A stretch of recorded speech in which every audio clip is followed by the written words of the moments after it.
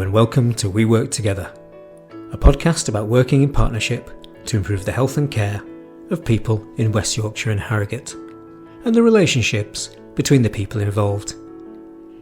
In this episode, I spoke with the partnership's joint climate change leads, Frank Swinton, who is also a consultant anaesthetist at Airedale Hospital, and Yannish Naik, an acting consultant in public health.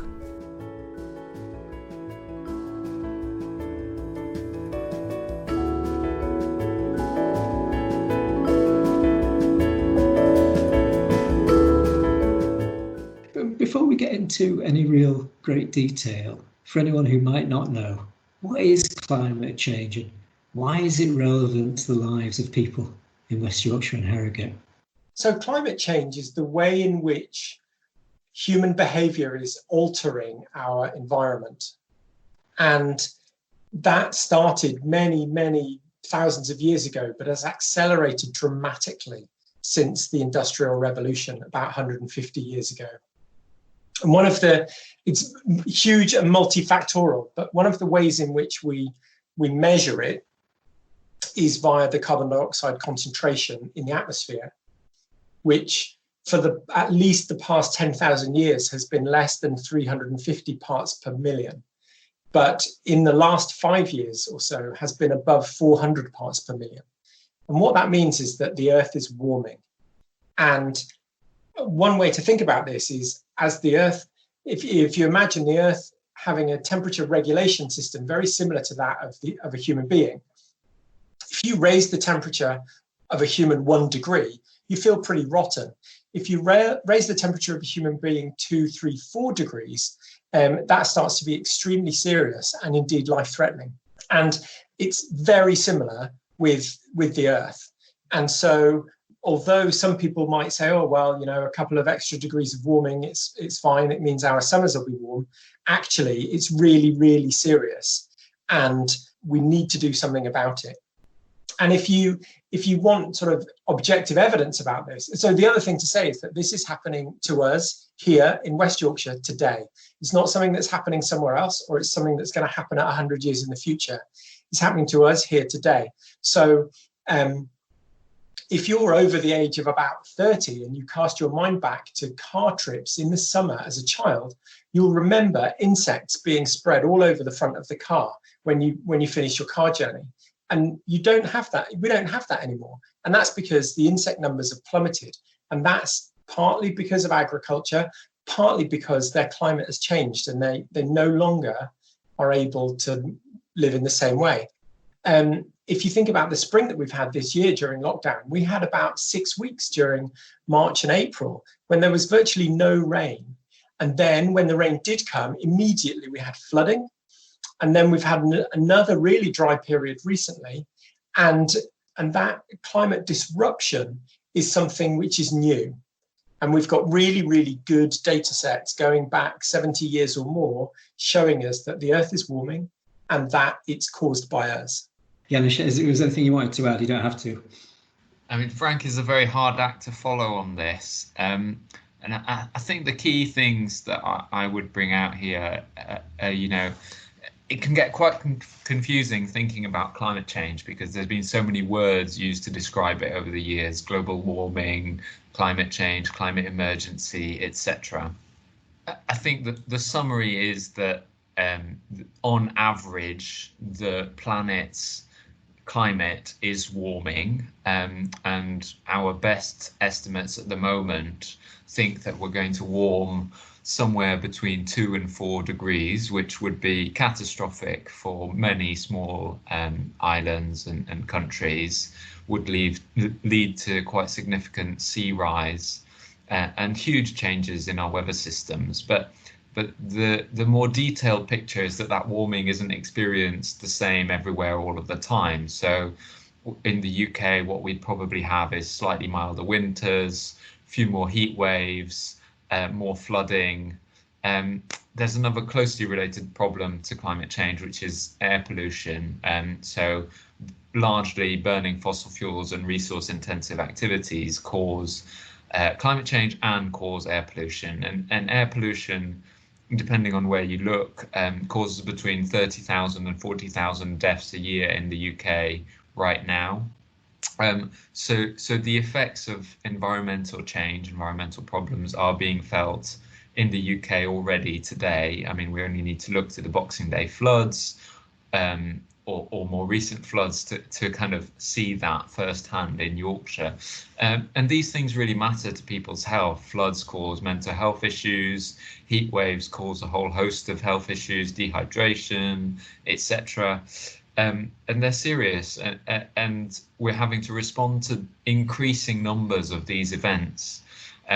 So healthcare in the UK represents about 6%, sorry, health and social care represents about 6% of the UK's carbon footprint.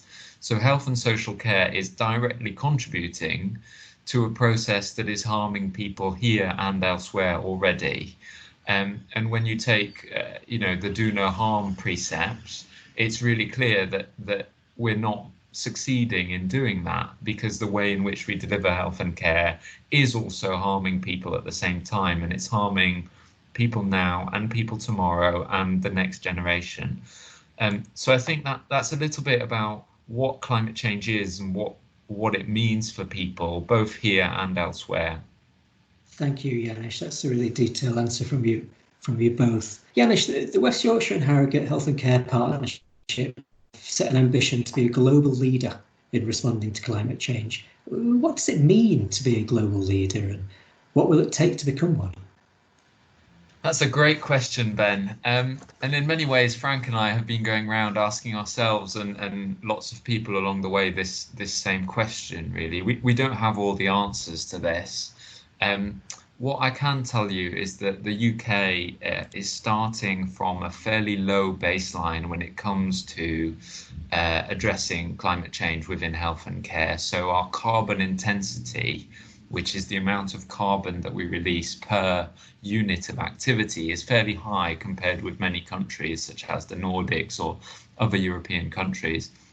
We've also got some really great things about the response to climate change in health and care. We've got some national institutions and kind of ongoing process to review our national plan on this. So we've got a long way to go to be a global leader in different aspects of this. And there's many things we could be a global leader at. And I think the real question that we've been exploring is which things do we want to be a global leader at, and then how do we get there? We've been paying a lot of attention to the Nordic countries.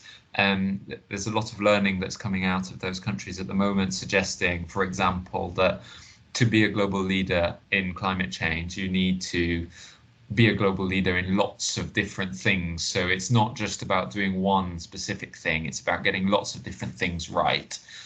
So we probably need to be really, really good at reducing ill health, so preventing disease, preventing people from getting ill in the first place, helping them to stay well in the community, and reducing the demand for health and social care in the first place. We probably want to be really good at providing care as close to home as possible, so reducing the need to travel to specialist and intensive centres. So hospitals have a higher carbon footprint, for example, than primary care facilities. And then there's a bunch of other things about our estate and the way in which patients, visitors, staff travel. There's a bunch of other things around technology, so which particular technologies we use. A lot of the equipment that we use in health and care is single use or disposable, which is really bad from an environmental angle. We want to think about what types of drugs we use. So one thing that a lot of people are surprised by is that inhalers for asthma, there's certain types of inhalers that have a much higher carbon footprint than others. And so there's something about thinking about the types of drugs that we use. Another example of this that I'm sure Frank can tell you a lot more about is around the gases that we use for anaesthesia, where a simple choice of gas can have a massive effect. And we want to be engaging lots and lots of people in helping us to work out what it means to be a global leader and delivering it on all of these fronts and making progress on all of these fronts. Thanks, Yannish. Frank, was there anything you wanted to add on to that? Yeah, I think Yannish has given a really good answer. I would add that, of course, we know what a lot of these solutions are. We've known for a long time, mostly, what we need to do. And so it's important now, I think, that every one of us has a realization that we have to take responsibility for our own actions. This is not something which there's suddenly going to be a technological solution for. And it's not something which Yannish and Frank are going to do for you. Every one of us needs to take responsibility, both in our private lives and in our work lives, for reducing our environmental impact.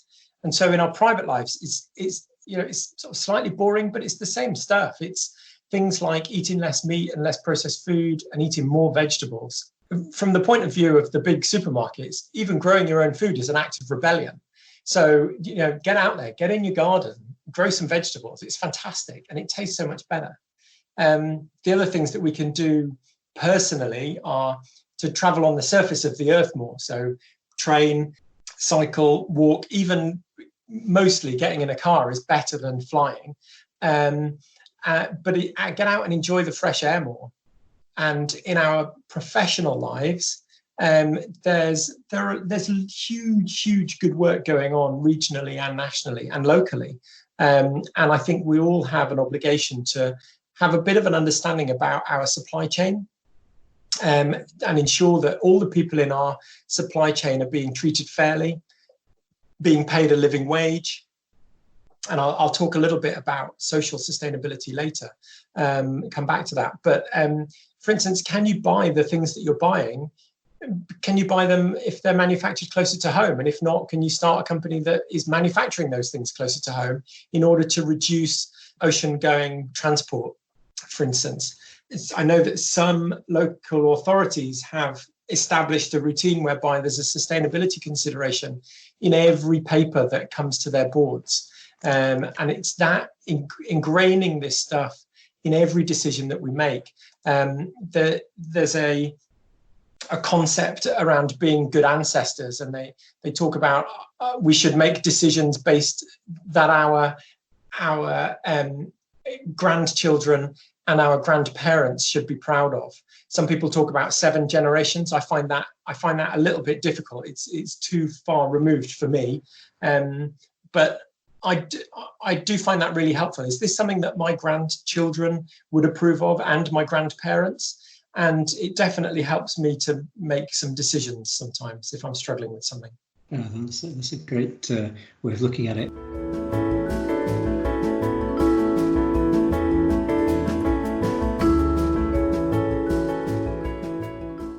Frank, you mentioned the word sustainability a couple of times in your last answer, and it's a word we hear a lot when people talk about climate change. What is sustainability, and where does it fit in with what we aim to achieve? This is absolutely key and fundamental, I think, and slightly difficult to perhaps conceptualize, especially if I've only got the medium of audio, but I'm going to have a go. So sustainability is about enabling humans to live in an organized society in the long term. And by long term, I mean over thousands of years into the future. If you imagine the Earth as a sphere in space, there's essentially nothing that goes in or out of the Earth. It's a closed system. And entirely within that system is another system, which is human society. And human society cannot exist outside of the Earth's system. So you've got the climate, the Earth's environment, and then within that, wholly enclosed, you've got human society. And then within that again, wholly enclosed, you've got business. For a long time, people in the NHS that I hear talk about sustainability, and what they really mean is financial viability. And that's important. Let's be clear, I'm not trying to downplay the importance of that. It is important in today's society. But if we only focus on that business element, the financial viability element of what we're doing, and we don't give any consideration to human society and the troubles that might be causing, and we don't give any consideration to the Earth's climate and any trouble that we might be causing there, then these support systems which hold up and totally encapsulate business will become eroded and collapse. So let me give you an example. If I'm running a business and I'm turning a huge profit,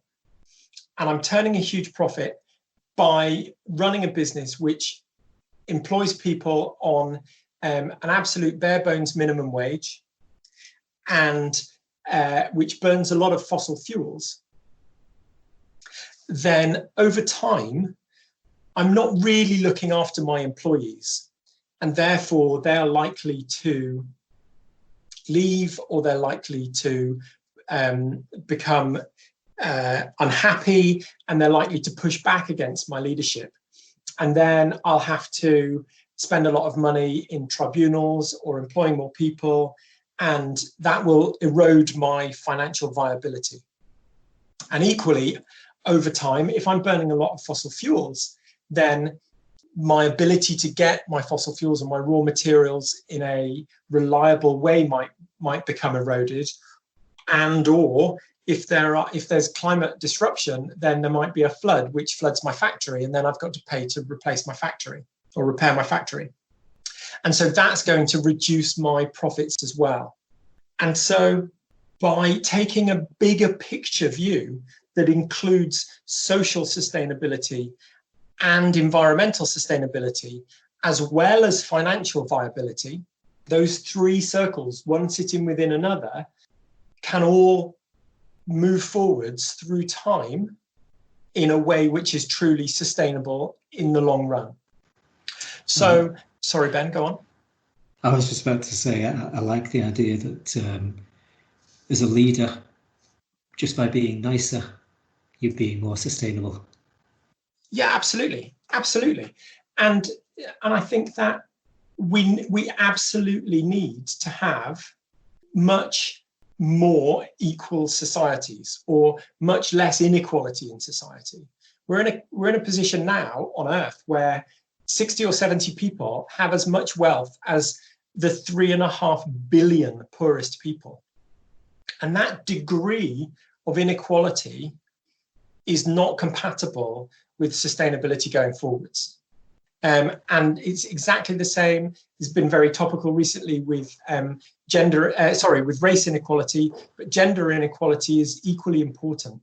And so across the board, we have to look really seriously about our inequalities and think in terms of those great-grandparents and great-grandchildren.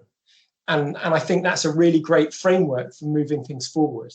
And the other thing to say is that a lot of our impacts are hidden from us. We don't see them because of the complexity in modern life, and or because some things are simply unpalatable to us. We don't like to know the reality of for instance, the way in which some animals are reared for meat. And I think we have a responsibility to scratch the surface of that a little bit and make our decisions based upon what we find.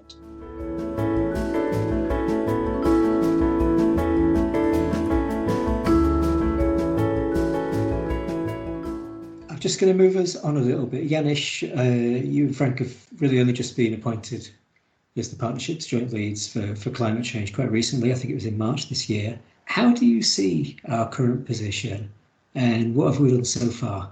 So, I talked briefly earlier about the UK's starting position on a lot of this, and so I think it's clear that the world has known about climate change for a really long time, and there has been some progress towards addressing it. So, fairly recent report showed that the UK's health and care system was managing to decrease its carbon footprint, but that progress was slowing in 2018.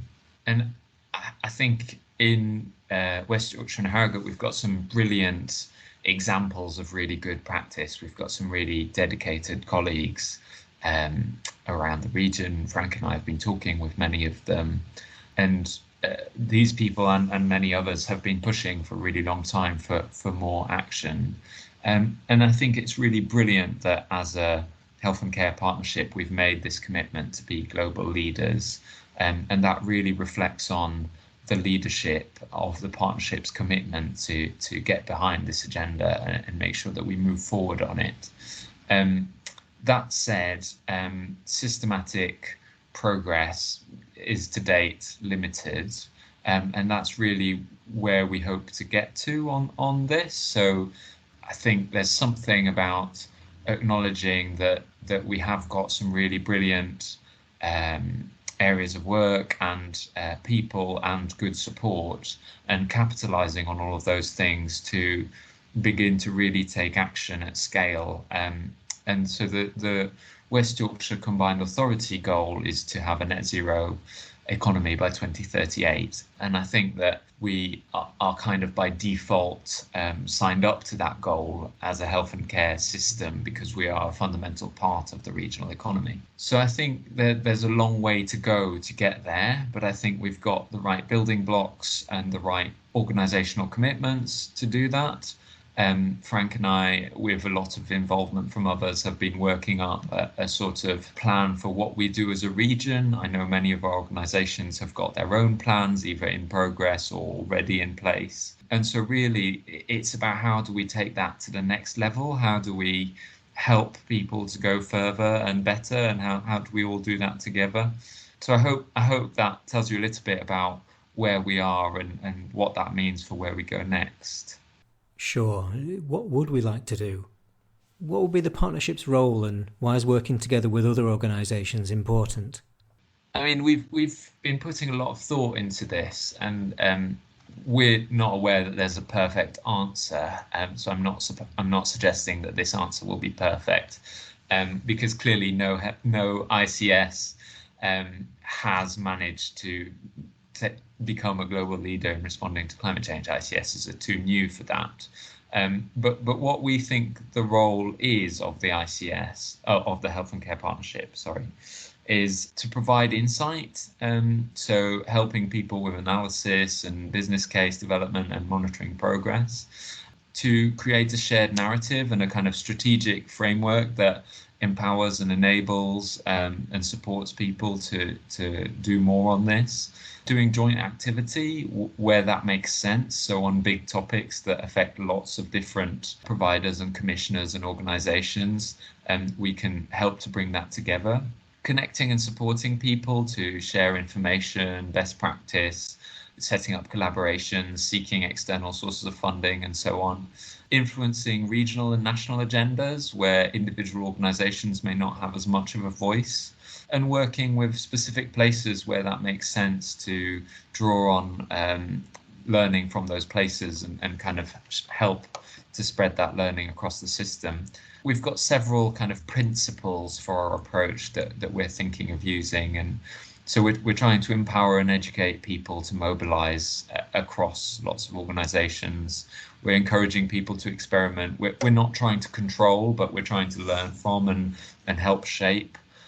We're trying to make sure that sustainability gets put at the heart of everything we do as a whole partnership and region, and we're trying to celebrate success. So one of the things that we're doing is we're planning a summit, a virtual summit in October, and that's one example of how we'll be connecting people and celebrating some of the great things that we've got in the region and bringing people together for more of that conversation and momentum building.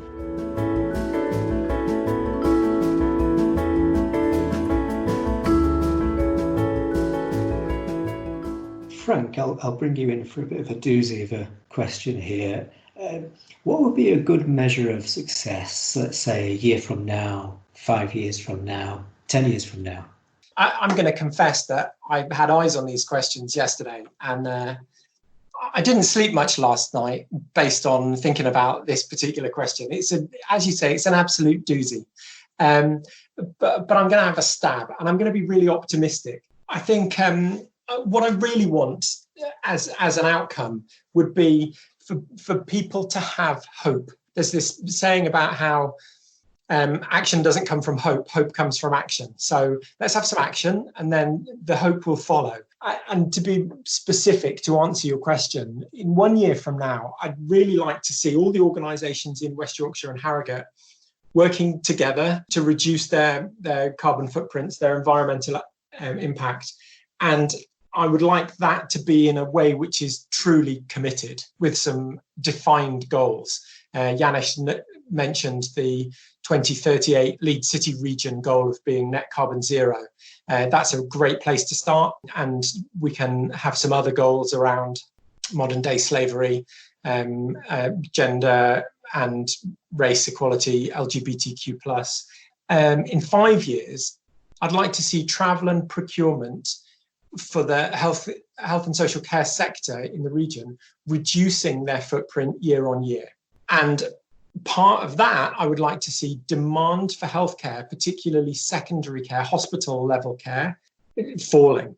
And that's around a lot of work which is already ongoing within the region on improving population health and reducing the development of long-term chronic illnesses, reducing health inequalities. But it's also about us having really difficult decisions about what our expectations are of the health and social care system. Are we prolonging life, or are we postponing death? And I think that's a slightly sort of convoluted way of thinking about what we're trying to achieve. But I do worry that sometimes we get it slightly wrong. So I'd like to see demand for healthcare starting to fall. And I would really like us to be helping other regions to emulate our success, so that we can help every region in the UK and indeed globally. If we're going to be a global leader, let's have everybody benefiting from the hard work which is already going on in West Yorkshire and Harrogate. And then in 10 years, I want us to be ahead of schedule on that net zero carbon target. I'd like us to be a healthier, more united, more equal society who are able to adapt to climate change, which is coming and is already with us. And I'd like us to be a society which can welcome climate refugees to the region in a way which is respectful and supportive, and help those people who've had to leave their homes because of climate change, find new homes here and be integrated into society in a way that enables them to find meaning in their lives as well. That's my hope. That's my vision. And I get a huge amount of satisfaction and enjoyment in working towards it and in spreading that vision. Thank you. It's very thoughtful and holistic answer. And Yannish, you've got to come in now and add your bit on that if you have any thoughts. As always, it's still difficult to follow Frank, isn't it?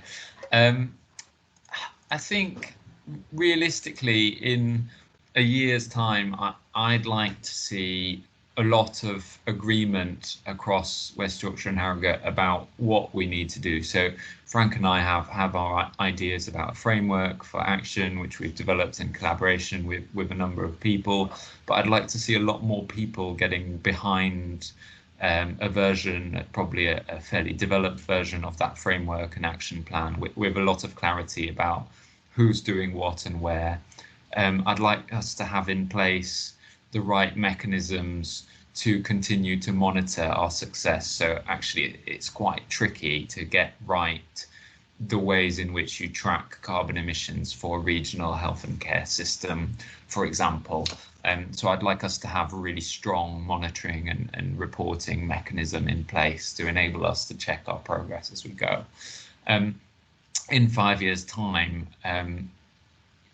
that's the timescale of our being a global leader goal. But most importantly, I think, is that we're doing really innovative, interesting work, which will take commitment, will take collaboration, will take ideas, and will take a continued effort to get them right, because change is never easy. But hopefully by 5 years' time, we'll have delivered some really groundbreaking projects over that time, really big chunky things that we can point to and say, we did this and this was its impact and it was new because, and those things will give us the stories that we can share and inspire and influence with. And by 10 years time, well, that's halfway to 2038 or more than halfway to 2038. And I think this is a little bit about how I view this whole issue, really. But I'm big on global responsibility. So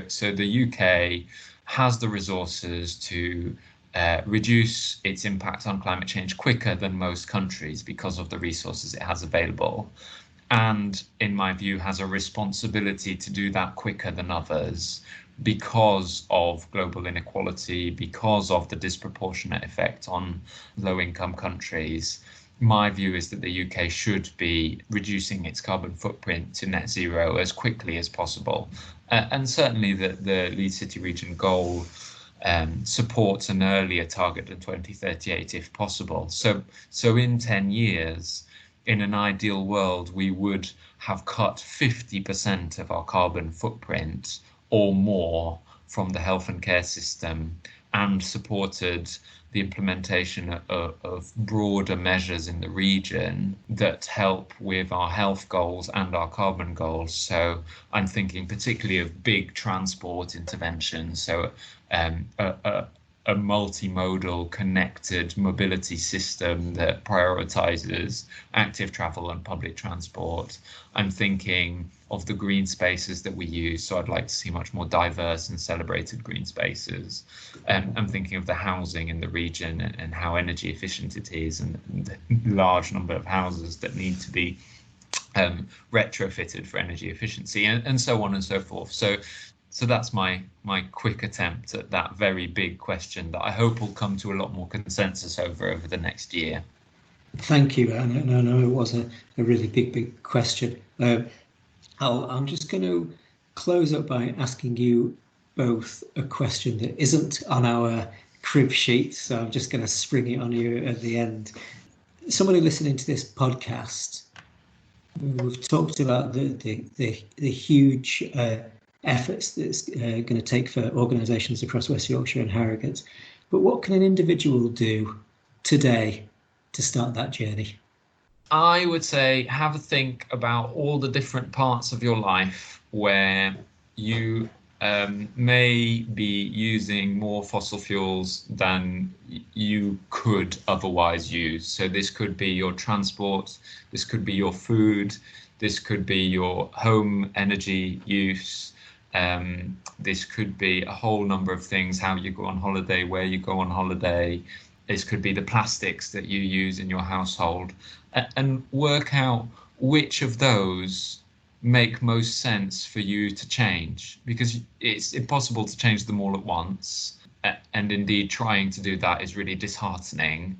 But pick one of them or two of them that feel easy to change. So this could be getting the bike out of the shed and doing one trip a week on the bike rather than in the car. This could be going vegetarian 5 days a week rather than eating meat every day. This could be, instead of having 2 holidays abroad every year, having 1 holiday abroad every year, or even not flying, and picking 1 or 2 of these things and doing them consistently for a while. And then maybe when the kind of change energy reserve has built up again, picking another thing.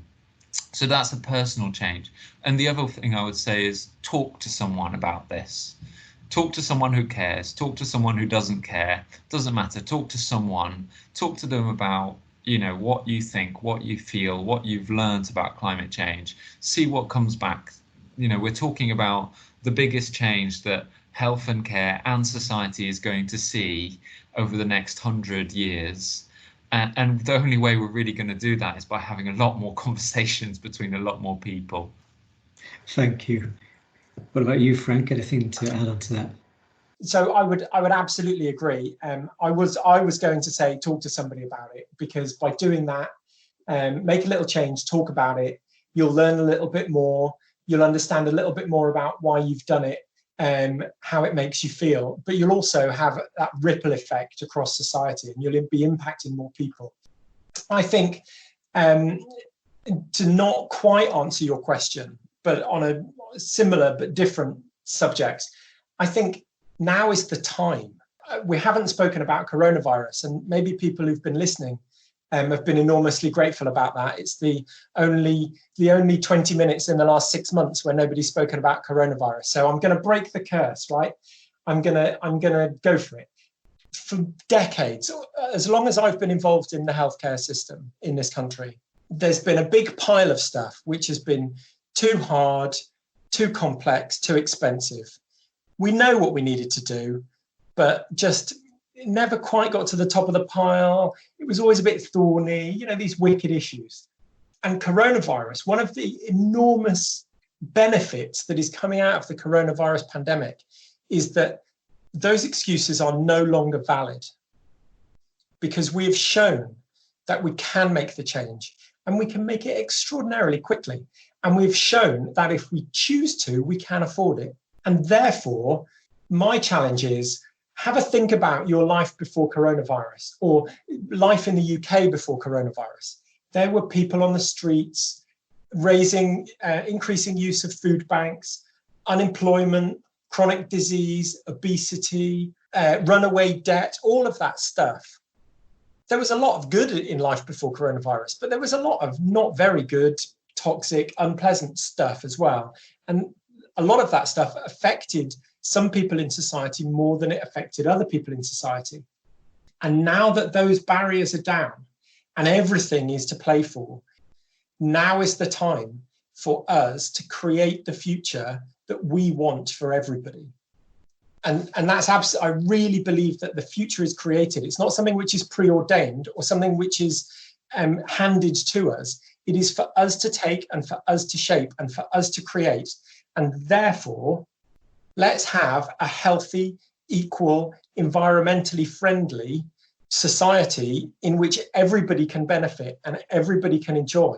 And this national spirit of change and can do is not going to last forever. So in the next 2 or 3 months, we have our opportunity. Hopefully, we won't have this opportunity again in our lifetime because there won't be another pandemic.